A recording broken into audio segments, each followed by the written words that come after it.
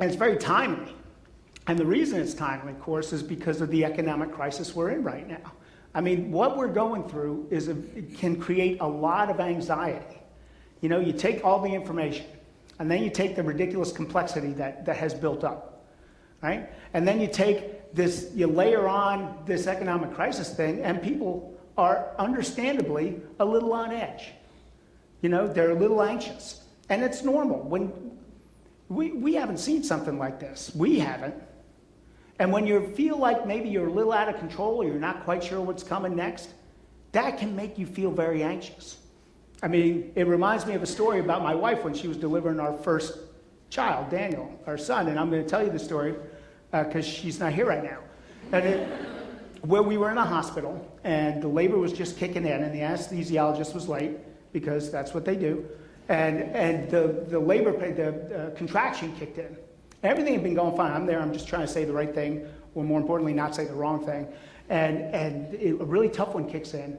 And after it's over, she starts pushing up off the bed. She's getting up. I'm like, what are you doing? She goes, I can't do this. I'm going home. Now, I mean, that really illustrates what it's like when you feel out of control. It also, by the way, put me in a tough position.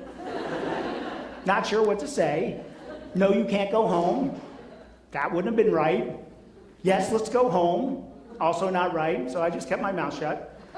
And the doctor came over. But when you feel out of control, you begin to get very anxious. And what we have here is a situation where everybody feels out of control. And everybody begins, the world we have generates this kind of anxiety. And actually, Thoreau had exactly the same situation back then. He said, the incessant anxiety and strain of some is a well-nigh incurable form of disease. Now, does that sound familiar? Hypochondria, any other hypochondriacs in the room? Really, 100 people. Nobody. Nobody else? So we've got WebMD as our homepage on our computer. But, I don't know about you, but I'm an optimistic hypochondriac. I'm glass half full.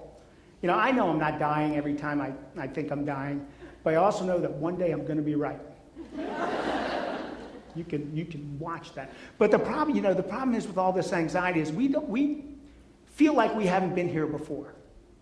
And so that's what can really cause it. But the fact of the matter is, we haven't been here before, but other people have been here before. Other people have gone through tough times. And in fact, we know them. They're our parents. They're our grandparents. They've been here. And they've taught us what to do.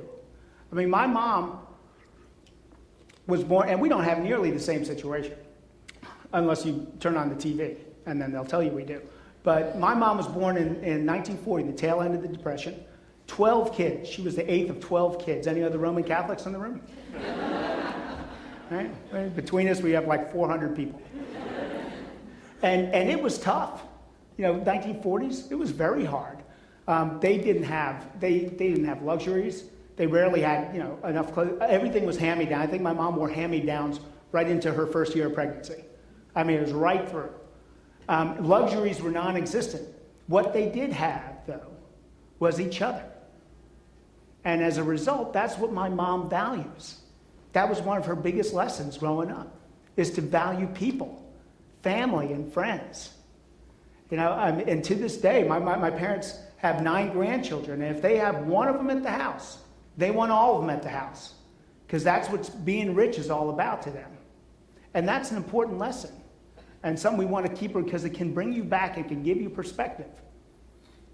Now, when we were growing up, this approach, on one side you had the I love my family thing, but on the other side was the thriftiness that came out of the Depression era, and that was really a big part of growing up. For example, when we were growing up, we had 6 people, 2 kids to a room, right? Does anybody remember that? Remember bunk beds?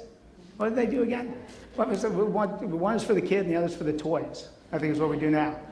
But we had 2 kids to a room in a house maybe a third of the size of today's houses, right? We used to go to fast food restaurants once a month for a treat. Does anybody remember that? Remember Kelly's on West Broad Street? In front of, we used to go there once a month, the big green sign, I can still remember it. That was a big deal, That's the way it was. When I was growing up, my mom she wouldn't get it. I thought we had a color TV because the wood on top was reddish brown. You know, it was remember the kind that you had to warm up? You had to warm up a TV, I swear. Younger folks, that's the way it used to be. You get home from school, you turn on immediately because Batman was on at 4. And that's the way it was. Microwave ovens were out for 10 years before my mom would agree to get one. And even then, it had to be a used one, right? Like a first generation hulking box that came with radiation badges and a technician on call. You know, and a car wasn't broken in until 100,000 miles, right? Or until we broke it, which my brother and I did on a regular basis. But, you know, it was a whole different way of living. And that was a big comfort for me on September 18th when it really began to become clear what we were dealing with.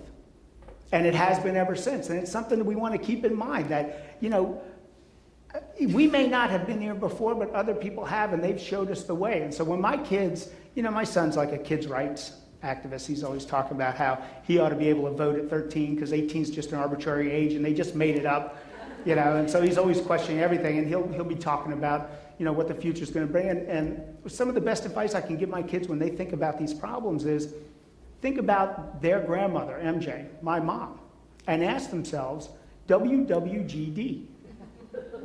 What would grandma do? And it's worth thinking about. And actually, it's a lot like what Thoreau would say we should do when we're thinking about these kinds of challenges. He would say, keep your balance in life, right? Keep your perspective. Keep the fun in work and life. And don't be afraid to take risks like you guys are allowed to do here. And try to chase something. Build your castles in the air.